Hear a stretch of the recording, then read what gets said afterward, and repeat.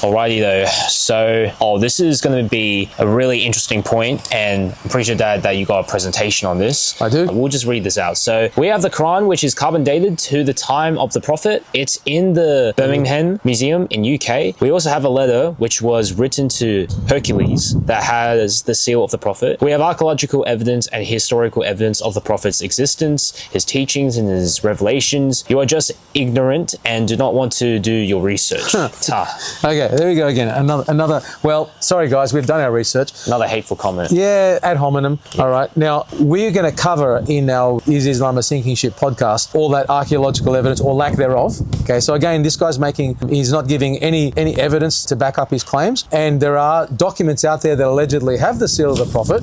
Okay, they've been shown to be forgeries put together by people to allege they were from Muhammad for their own reasons. Okay, but we'll get to those in later podcasts. But he does bring up, this guy to his credit, brings up something that we do need to address. All right, he brings up the alleged Quran from the time of Muhammad that's in the Birmingham Museum. All right, now I want to clarify something. I actually, in our response to it, I mistakenly referred to it as the Tübingen manuscript. It's not the Tübingen manuscript. Apologies for that. See, no one's perfect. I'm not imperfect and I'm not immune to making mistakes. So if we make a mistake, George, we publicly acknowledge it. Correct? 100%. That's right. So it's not the Tübingen manuscript. So again, it's the Birmingham manuscript. All right. Again, what's the challenge I threw out to them before, George? What did I want them to show me? Show him the evidence on their side that if it supports XYZ. Yeah, okay. And what am I asking them to produce? So you're asking them to produce 114 chapters. Of a Quran is from the time of Muhammad. Yes. One Quran from the time of Muhammad or the time of Uthman. Okay, I'll give you the time of Uthman. One Quran. Supposedly it was mass produced, probably must have been thousands of them. All right? Yeah. Give me one that has all 114 chapters from today's Quran and is identical to today's Quran, that has not been changed. Unless you can provide that for us, then we're not obliged to actually accept your claims. But let's look at what he says about the Tübingen Quran, the Birmingham Quran. So let me read. There was an announcement July 22nd, 2015, to give some context. Dr. David Thomas, who was involved in this announcement, where they found these folios, pages of a Quran, and you'll find they carbon dated them around the lifetime of Muhammad. I think the carbon dating was from 570 to 650. And everyone's saying, ooh, here's a Quran from the time of Muhammad, because Muhammad allegedly lived 570 to 632. Let's look at what David Thomas says. Quote, the writer of this manuscript would well have known the Prophet Muhammad. He would have seen him probably, he would maybe have heard him preach. He may have known him personally. And that really is quite a thought to conjure with.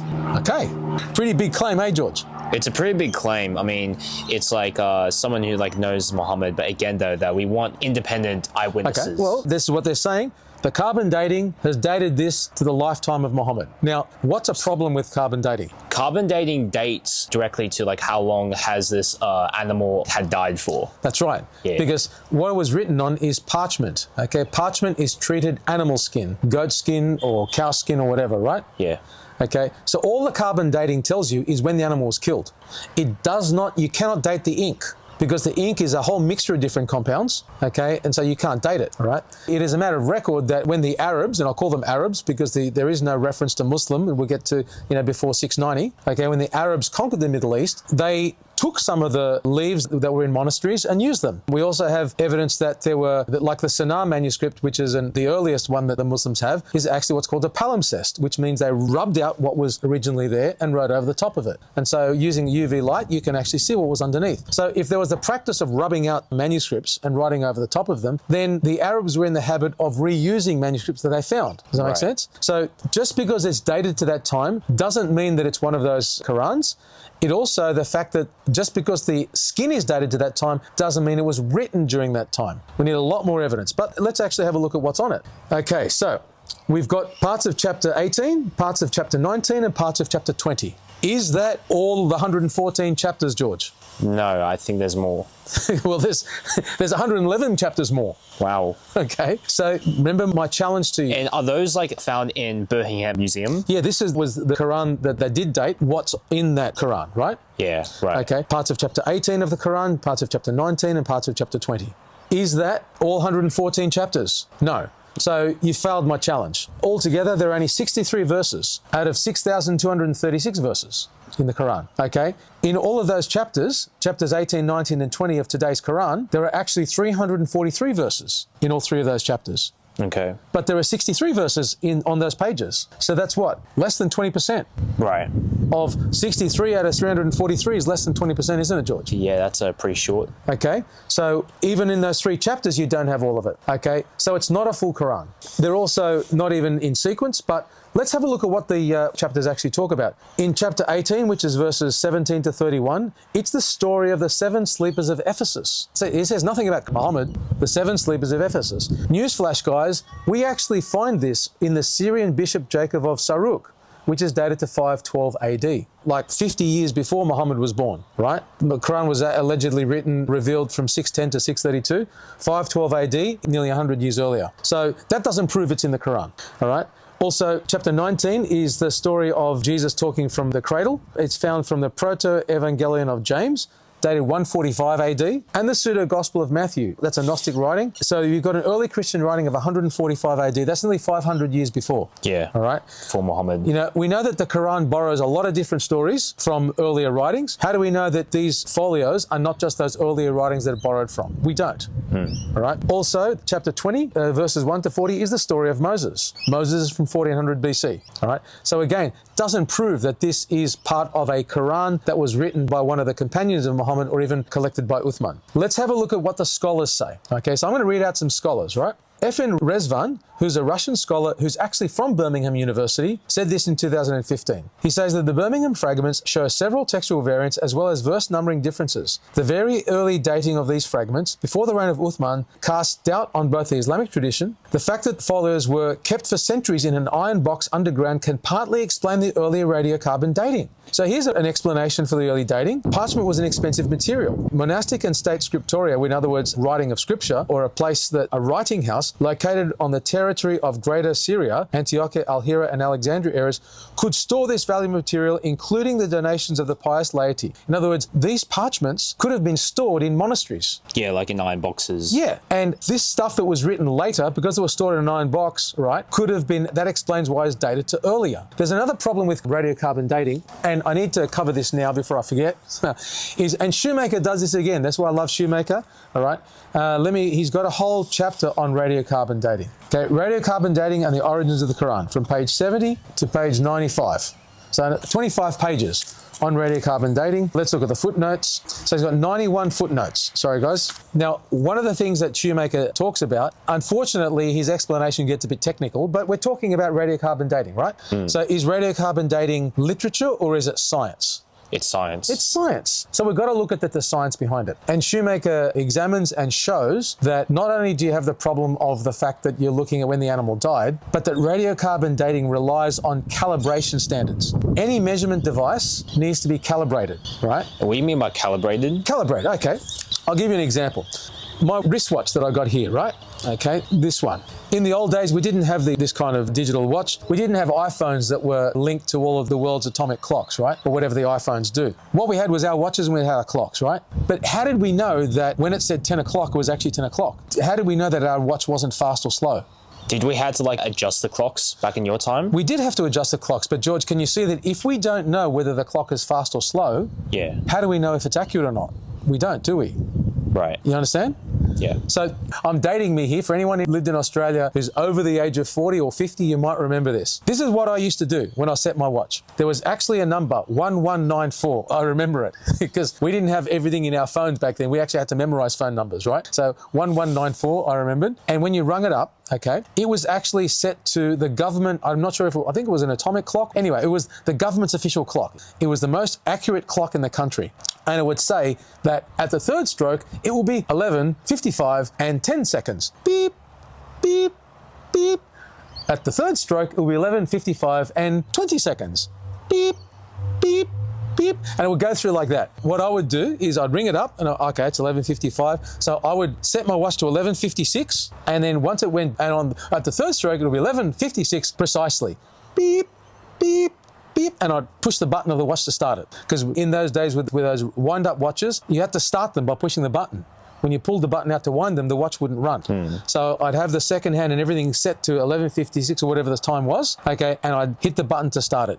That's how we calibrated our watches. Does that make sense? Makes sense, yeah. So carbon dating needs a calibration standard as well to actually confirm that the reading we're getting from that manuscript is actually an accurate reading on that machine. Now, here's a problem, okay? The level of carbon in an artifact depends on where it was found. Because do you think that the environment was really dry or really wet?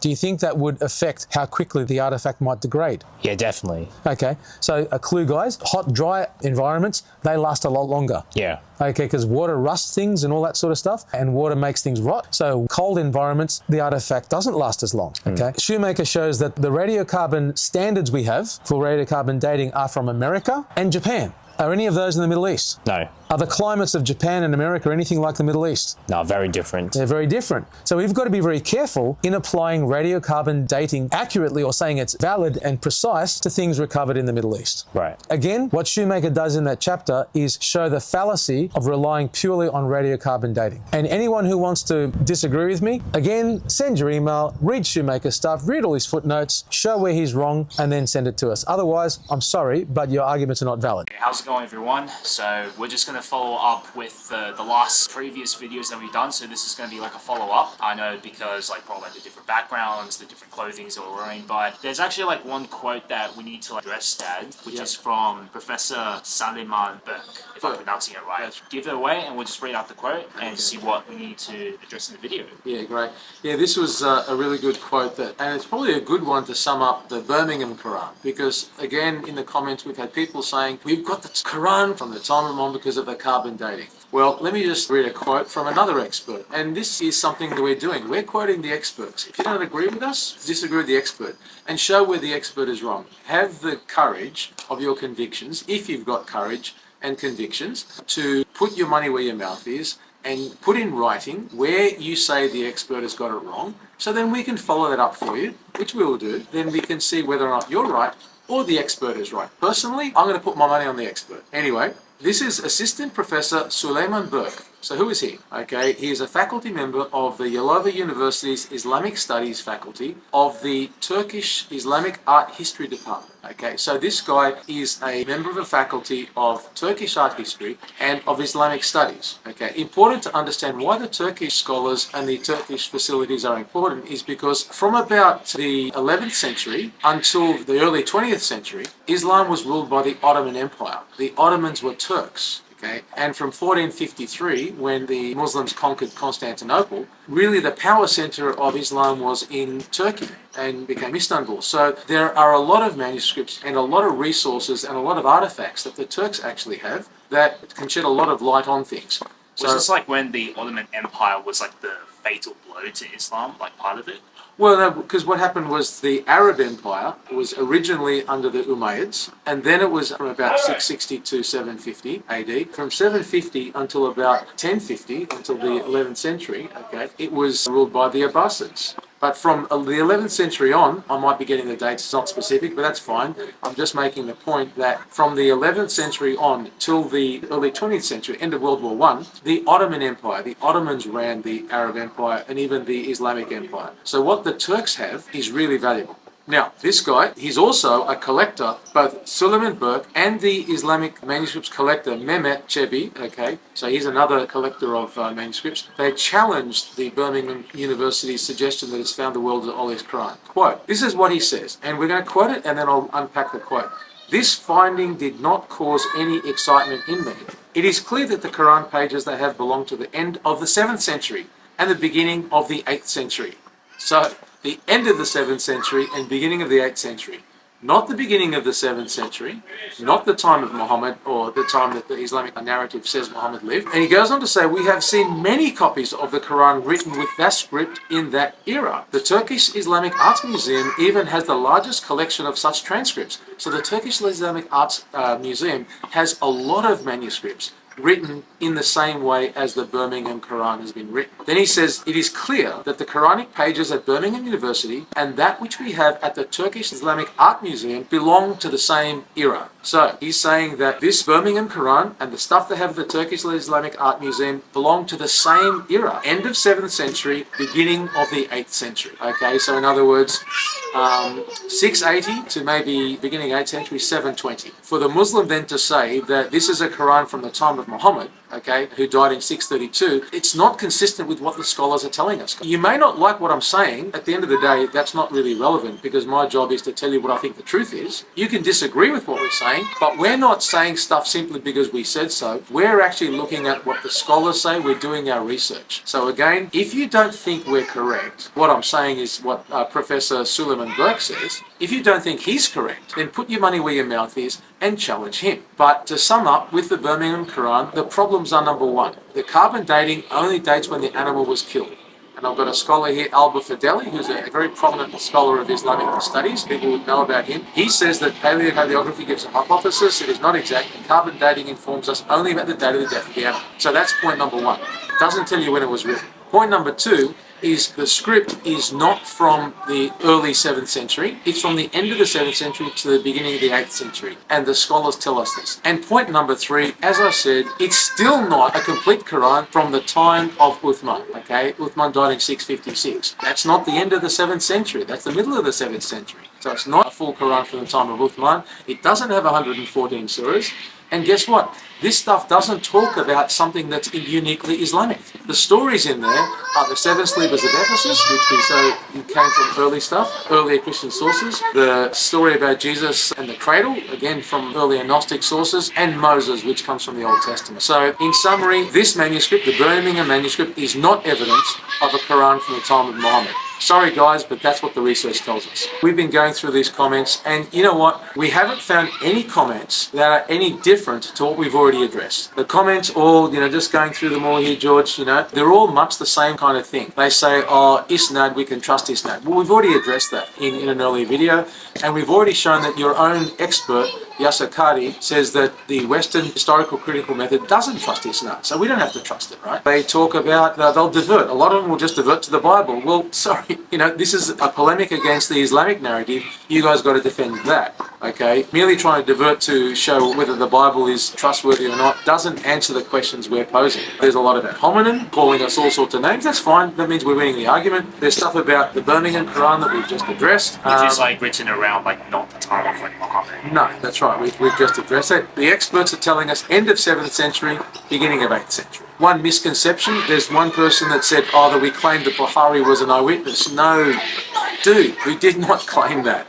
We claimed that Bukhari wrote down what the eyewitnesses are allegedly supposed to have said. And that he died in 870, which is 200 and something years later. And where did he get his material? He got it from so-and-so who told so-and-so who told so-and-so who told so-and-so, which is Chinese whispers. You Muslims can say you accept Isnad, but to me that's just Chinese whispers. We are not saying that Bukhari was an eyewitness. No, we are saying that he claimed to have got it from eyewitnesses, but we have no evidence that he actually did. We have nothing verifiable that says that any of those people that he claimed to have said whatever they said, whoever they got it from, actually existed. Nothing outside the Islamic sources. As Yasser Qadhi said, that historical critical methods, hadith science, are mutually exclusive. We choose not to accept at face value your Isnad claims, your hadith science claims. My challenge, and this challenge still stands, show me any historical critical scholar that accepts hadith science. Number one, show me any evidence outside of the Islamic narrative that anything that was described by the hadith actually happened. Number two, don't start diverting to the Bible and this, that. We can defend the Bible in a separate video, okay? But this is about Islam. And number three, show me one Quran from the time of Uthman with all 114 surahs, it has everything. And also remember, will show us irrefutable evidence that what Bukhari and the traditions and the Sunnah talk about actually happened, and we need evidence from outside Islamic sources, because I don't accept your Islamic sources. I'm sorry, they're biased. They're late. I don't accept them. If you want to convince us, you need to give us sources outside of the Islamic narrative, because that's independent sources, and like I said, we're putting Islam on trial. And that's why what Yasser Qadhi said. He said when he talks in Western academia, he doesn't use the hadith. When he looks at what not the hadith actually record what Muhammad did or said, he says that as a matter of faith, not as an academic. And I also want to remind you guys what Yasser Qadhi said. There is no Islam without the Sunnah of the Prophet. Allah sent a book. He sent a messenger to explain it. That's right. Say it again, George. He sent a book and He sent a messenger to explain the book. So you can't just say that, oh, the Quran this, the Quran that. You've got to defend the Hadith as well. I've heard an ex-Muslim who became a Christian tell me that you can't find any of the 5 pillars. You need the traditions for that. So anyway, we will leave it there. Again, guys, if you're going to make comments, address what we say. Don't address what we don't say. That's just a straw man argument. Anyway, thanks, George. Yeah, good. I appreciate it. Thanks, That's a good. great way to end the video. Great. We'll be creating more videos like this, guys. Like, comment, subscribe. Just support our channel as well. We want to grow big as best as we can, Yeah. reach to people, especially Muslims, to Jesus. And the only way for us to do that is all of you guys contribute. Your work means very well to us to expand the message, get the message out there, and show the people the truth. Yeah, and you know what? This is what we're about. We believe that Islam is a false religion. We believe even if Muhammad did exist, he's a false prophet. Okay, and there's only one true God, the God of the Bible, Father, Son, and Spirit. That's what we believe, and we can defend that belief, and we can have a debate about it another time. But that's our belief. I don't actually mind the ad hominems anymore. Bring them on, because there are people that are watching and are making comments. It's going back and forth, and that's good, because this is what we want. We want a free exchange of ideas. We're making claims. You guys defend those claims, and may the best man win. Anyway, thanks, Wonderful. guys. Anyways, Thanks, George. thank you, Dad. Bye-bye. Bye-bye.